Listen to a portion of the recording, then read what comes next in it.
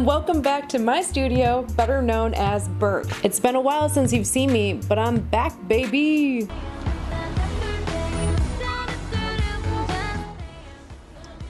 It's Brittany, bitch.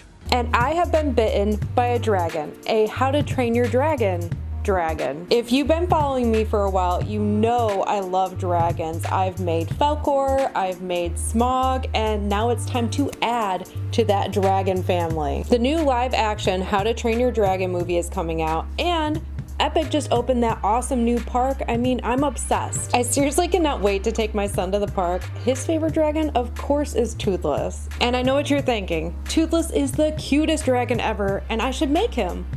But I'm not going to. This time I want to go full costume, and to me it's a no-brainer. I'm gonna be Astrid. I mean, I have the blonde hair, let's just lean into it. And with Astrid comes Stormfly. She's this really cool blue dragon with like a cool face shape with like a big lower jaw and like has teeth sticking out everywhere. She has really colorful glowing wings and like a killer spiky tail. And I know I say this about every time, but I really hope I can pull it off. I think it would be the perfect cosplay for Dragon Con this year. So let's talk about what we're gonna need for Astrid's outfit. First, you have her hair, which I have covered. My hair is blonde. Her hair is like a little more floofy than mine though, so I'm gonna have to add some volume in there, but I think it will be fine. Then you have her shoulder armor with fur on top, which I think should be really easy to make with just some EVA foam. And then her shirt is different colors depending on which picture you look at, but I'm gonna go with the classic red, I think.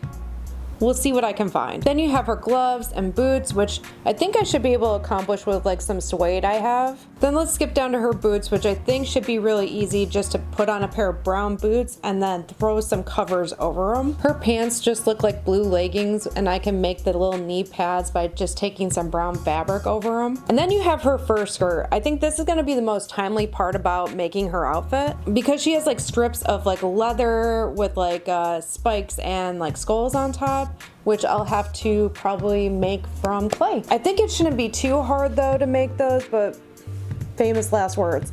And randomly in my stash, I actually have the perfect fur for her skirt. So the plan is to make a pattern for this and start making her skirt. And because I only have this piece of fabric, I figured the best way to do it was to fold it in half and have a front panel and a back panel. Then I just used the edge of another pattern to trace the top of the skirt. I measured how long I wanted the skirt to be, and then traced out an angle to add a flare. Now just to pin it and sew it. I take a 1-inch elastic band, measure around my waist, pin it to the skirt, and sew it in.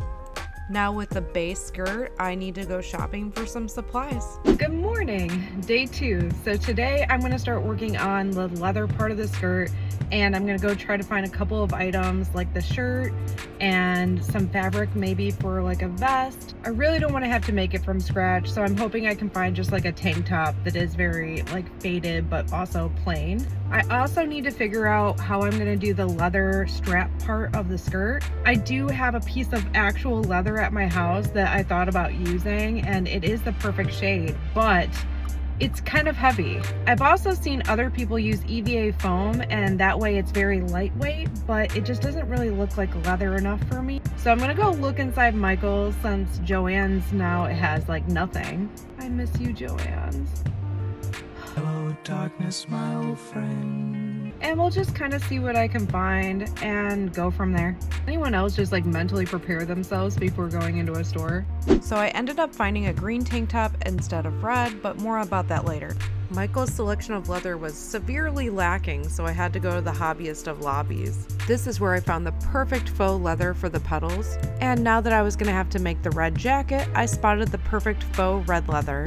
So now that I'm home, let me show you what I got. Obviously, I wanted to go initially with a red tank top outfit choice, but we're gonna have to make do and go with the green. I also found this belt, which is really fun to do this with. And the plan is to use this to attach all the like leather pieces to, which look like petals. So from now on, I'm gonna call them leather petals. Oh, and also I'm gonna have to weather this belt because it looks too clean. It cannot go to battle looking this clean and crisp. I'm going to summon the motivation right now to do these leather petals. And because I'm going to make multiple of them, I'm gonna make a pattern real quick. I line up a few of them just to make sure that I like how it looks. Then I can start tracing out the backing, which I'm going to use EVA foam for. I think this will give the illusion of the leather being stiffer like it should be, opposed to being just a fabric. And then I gave it a small test run, which I really like. So now I need to flatten those petals so they're not so curly Q like you see here. I just used my hairdryer instead of a heat gun because I didn't need it to be that hot. And then I just blow dried it like I would my hair. A hot setting to form it and then a cool one to set it. Then I just glued the EVA foam to the fabric. I make sure to press it down evenly and then let the glue cool completely before cutting them out. I just cut them right to the edge of the EVA foam. And if you look at her skirt, she has a little ridge going around each petal. I just created this look by cutting an edge into the fabric and then gluing it down. This part was just so satisfying. And because these looked so neat and clean, I had to use some black paint to make it look more weathered. Now I can start making the spikes out of clay. I made sure not to make the top super pointy because I really didn't want to get stabbed later with them. Also sculpting a skull that you'll find on her belt. Now I can start making molds from the clay. Right now you see me building boxes for the barrier for the silicone. I like to use smooth on products. This is Moldstar Fast 15. It does not take very long to cure at all, and then I can start pouring resin. Then I pour the resin and give the skull a backing of foam, which you see here. Ooh, bubbly. And once they're completely cured, you can pull them out. Most of the skulls have foam that needs to be cut off, so I just put that in my vice grip and gave it a quick Dremel cut them until they're free. Now I'm going to start on the red jacket piece. I stole a pattern from the sweater I have, but I had to modify it a little bit. I just traced the parts of the sweater that I wanted and cut out a pattern. And then I just sewed it all together. Ta-da! Yay. I thought this might be a good place to stop and kind of give a recap of what's going on and what I still have to do on this project. It never fails me though that I think these projects should only take a week or two, and it's been 84 years. Anyways, you just gotta trust the process, right? Trust the process. For the leather petal skirt, all I have to do is keep casting these skulls and these spikes. This part's actually taking a really long time because of this piece. This piece probably takes me about 2 hours to cast, and so far I've done like 2.5, and I still have quite a bit to do. I think I need 13 of them. It's a lot. The spikes are not so bad because I did make a 4-pack of them. I still need to cast it 13 times, but it doesn't take as long as the skull piece. So my plan with this is to take this nifty tool that I bought that is a leather puncher, line up the petal on the back, punch a hole through both the petal and the belt, and then use the skull with the bolt on the back to secure it onto the belt. Of course, clipping off any of the extra bolts because it's a plastic nylon bolt. I did initially think I was gonna do this with the bolts as well, but I'm just gonna glue them down because the bolts are kind of pricey. They're about $1 a piece. And I think I figured out that I have like 65 of these spikes to do. So I'm just gonna glue it in place and it's gonna be perfect. So while I'm working on casting all of those, I need to finish her jacket. I know it kind of looks funny on the mannequin. It's because this mannequin has boobs and I don't. But anyways, what I need to do for the jacket is I need to cut out all these diamond shapes and lay them all over her jacket. Also for her jacket, I really want to make the Stormfly clasp that goes right here. And I think that should be enough to keep me busy for a day or two. All right, so let's get to cutting out like 100 of these diamonds. So as you guessed it, I made a little diamond pattern and just traced a bunch of diamonds out. And though it's a lot of tedious work, I just think that this kind of stuff is like good for my brain to just kind of like click off and listen to music and not think about anything but tracing. With a little movie magic, it's raining diamonds. Ah! Ooh, more movie magic? Boom. Now I'm gonna just pin all these little diamonds down. It's been a while since I made anything like patchwork like, and I forgot how sharp all those needles are. I kept dragging my arm on it when I was sewing it and it really hurt. But I really think it ended up looking awesome. Now I'm going to start working on the Stormfly clasp. To get an idea of how big I want it to be, I always like to cut a piece of paper to that size and just kind of take it and use it as a stencil. And because this is a jacket clasp, I want to make sure to make it as light as possible, so I make sure to make the structure out of foil as much as I can. There's actually very little clay laying on top of the foil structure, which again makes it as light as possible. Then I bake it, add a clasp, and paint it. It turned out so cute, it's definitely one of my favorite parts. Then I just stitch the clasp to the jacket.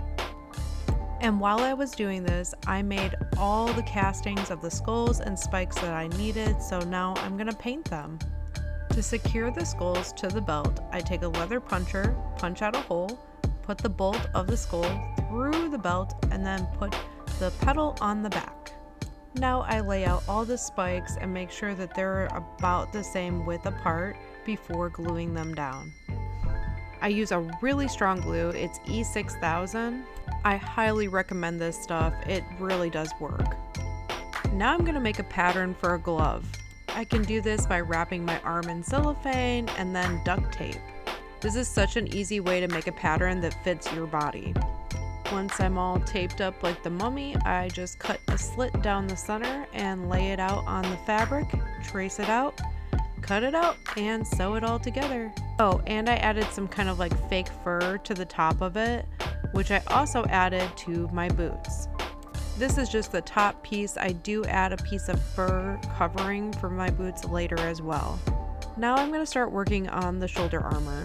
I did not cast these into resin because I only needed to make 2 of them, again using that E6000 foam to make sure that the bolts were securely in place.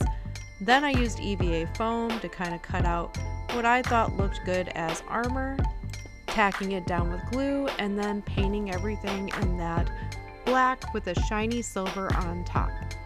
I also used some more of that fake fur type fabric to give it a lining before gluing those skulls into place, and then airbrushing the fabric to make it look not so clean, and sewing a strip of leather to give Astrid's headband.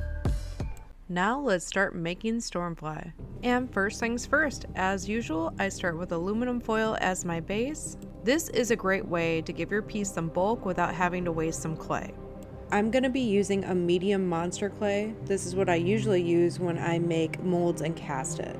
And I'm just going to cover the aluminum foil, giving a basic structure.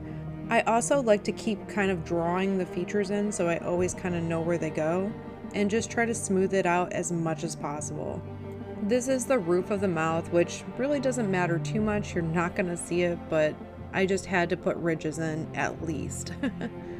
Now I'm going to start kind of making a basic shape for the lower jaw out of aluminum foil and covering that with clay. And I'm always testing how everything's going to fit together. I just want to make sure 1,000 times over that I'm not making any mistakes. Stormfly's bottom jaw, though, needs to be extremely detailed because you're going to see right into it. So I just make a tongue and smooth it out as best as possible, always smoothing. As you can see, any type of tool that smooths, I'm using constantly. I'm going to give her some basic eye sockets before moving on to her scales. Though very dinosaur-like, there's definitely a specific pattern for her scales on her face, so I just followed the picture the best I could. This is a very similar way to the way that I made the scales on Smog. And Falcor is just made out of EVA foam and fur. It's so simple to do him compared to this, but you do not get the details. I mean, look at all the cool details that I get to put into this. But right now, I'm just roughing out his features before I'll go back and put even more details later, because, as I always say, it's all about the details. She also has these pointy kind of areas where the horns will go later. But I need to finish up her scales before I go back and do areas like around her nose, and then moving back to roughing out more of how I want her eye socket to be. I drew out on a scrap piece of paper how big the hole has to be for the 3D print eye to fit through it, and just traced it out and carved it out as best I could. She's a little creepy right now, but that's okay, we'll fix her up later. Now I can go back and start adding lots of little cool texture pieces. Just making sure that it's smooth and it just blends all well together, putting lots of little indentations and little spots, little dots. Now I can start roughing out some teeth. I don't know about you, but this totally reminds me of that game from the 90s where you try to get the teeth out of the alligator's mouth before it snapped closed on you. I don't know. Anyways, my first thought was to use dowels for the horns, but later on I changed it out for wire, but here I am making the indentations for them anyways. So now that the top of the lower jaw is done, I really need to start bulking out the bottom because she has this really big, like, huge jaw. So I just glued it down so it was easier to do that. I also roughed out a little bit more of a lip to hide that gum line. And always comparing the top to the bottom to make sure that it's gonna fit right. Always test things out as you go. It makes it so much easier later. Now she's ready to be made into a mold. I like to use Smooth-On's Rebound 25 silicone, and you have to make sure that you're really paying attention for the first layer. It's important to get all those little air bubbles out. I gently take a chip brush and push the silicone into all those little cracks and creases. This part can be a little nerve-wracking because you just spent 100 hours sculpting something just to, cover it. But this is so necessary so you can make the piece actually lightweight with resin. If you're gonna try to do this, just remember the first layer is the most important. Try to cover as much as possible without hurting the clay underneath or having bubbles. And now you have to do a second layer to make sure the silicone is thick enough. I mean, you might have to do more layers depending on the piece you're doing, but for this one I think I did 3. Especially making it thick on the pieces like the face that has the most detail, because the less ridges and bumps you have, the better off your cast will come out. Now I'm going to put some keys on there. This helps the fiberglass outer shell stay in place. For this piece, you need to have 2 separate parts of the outer shell, so you have to make a divider so that way the shell has one side and then another. I do this by building up a thick layer of silicone down the center, cutting into it with a razor blade just enough to cut down into it to stick pieces of plastic to make that divider. Now use Smooth-On Pasty Paste 2 for the outer shell.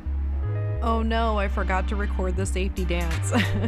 Make sure you're wearing a respirator and gloves and just are completely safe in using this stuff because it can be very nasty. I wait for the one side to cure before moving on to the second side. Once it's all cured, you can bust apart that mold and start getting into the silicone with the clay. And because this piece is so big, you're gonna have to cut a slit. Always decide to put this cut where people will not see it as much. So I cut a zigzag slit on the roof of her mouth.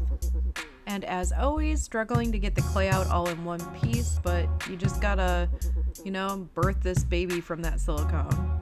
Then you put the mold all back together and start pouring resin.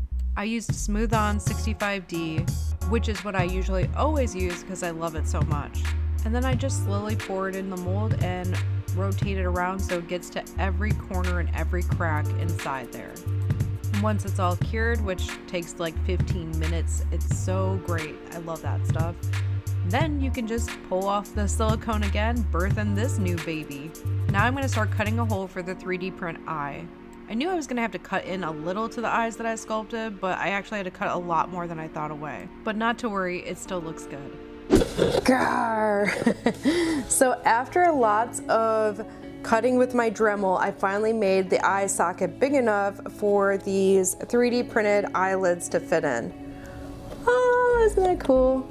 So now that I put the 3D eyelids in place, I just quickly glued this down so I can get a feel for if it was symmetrical or how it looked, and I think it's gonna turn out to look really cool. I also quickly just glued down a piece of leather strap in here so my hand would be able to hold it. I don't know if you can see in there, but the plan is to make up a wire rig so I can use my middle finger to open and close the eyelids.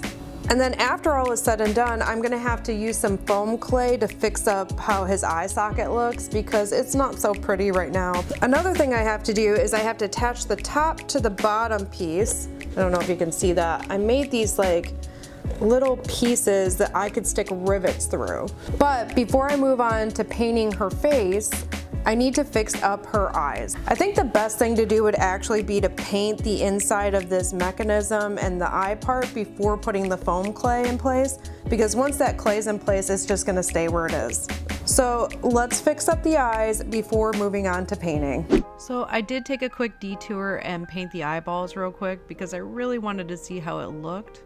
Then I just used some foam air dry clay to fix up the wrinkles around her eye sockets. This worked perfectly, and she's really giving like a T-Rex from Jurassic Park right here. And here's the mech behind the scenes. It's just a spring with a ring that goes up and down. I did initially want to use these dowels to make her horns, but I ended up hating how they look, so I went back and redid them later. But now I'm going to start painting her face. This is one of my favorite painting techniques to make sure that all those little details pop. I just paint a dark base color in all those little cracks and crevices. Then I take a paper towel and wipe off any extra paint that's just laying on top. And that just makes it so much easier to dry brush that blue paint on top. Also dry brushing a pink on top of her nose and her eyelids. Oh, and that little spot on her horn. Now with the basic colors down, I can go back and start doing some of that detail work. I really want to make sure that all that cool texture is highlighted. Going back over all those creases to make sure they really pop, especially with some dark blue just to give it some more dimension, and of course painting some veins in her eyes. So this is when I went back and redid her horns, and I'm so glad I did because they look so much better than the dowels. I really wanted them to have like more of a curve to them to make it more natural looking. I just used a thick gauge wire, some aluminum foil, and some foam clay to form them. And while those were air drying, I could go back and finish painting parts of her mouth and her underjaw, really taking my airbrush and highlighting the shadows and texturing her tongue. Now that her horns are dry, I can put them in place and start painting them. I put on a base coat and then airbrushed a gradient of brown and yellow. Also touching up her front horn with the same colors. Now I'm going to move on to her teeth. I made sure to put them back in her mouth to make sure that they still fit correctly, and then made them out of resin and glued them into place. You can see her lower jaw is bigger than her upper jaw, so it gives space for them to really stick out. But I was really careful. For every tooth I glued in, I made sure to close her mouth to make sure it would fit correctly. And then I just painted them not so pearly white. I also wanted to add a little more clay on top so her horns blended in better. Now with her head complete, I can start working on her body. I just used the same pattern that I drew up for my smog puppet, pinned it all together, sewed it all together, stuffed it all together, and then I could start painting it. I just bought this fabric bonding paint and then just mixed it in with the acrylic paint that I was already using. I don't think I would use this method again. I really should have just dyed it, you know, like kind of in a tie-dye way, but this is what I did and it turned out okay. And I painted up some wings for her. And this is the part that took forever, but I think was totally necessary. I really like how it turned out. I used some puffy paint and just drew on every scale. Yes, you heard me right. Every scale. Maybe it was a little bit much, but it's okay. My helper really made the time go faster. And here she is. Isn't she the cutest? And with that, I think we're ready for the reveal.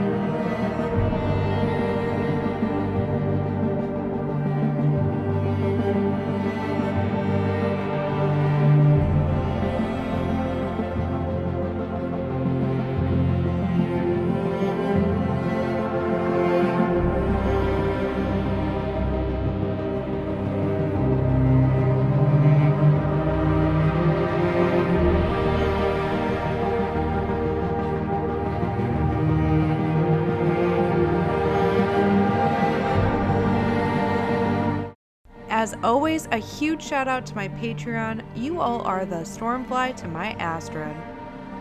Without you all, I seriously would not be where I am. Thank you so much. And a special thank you to my new archmages, Michael and Mountain Viking. See you next time.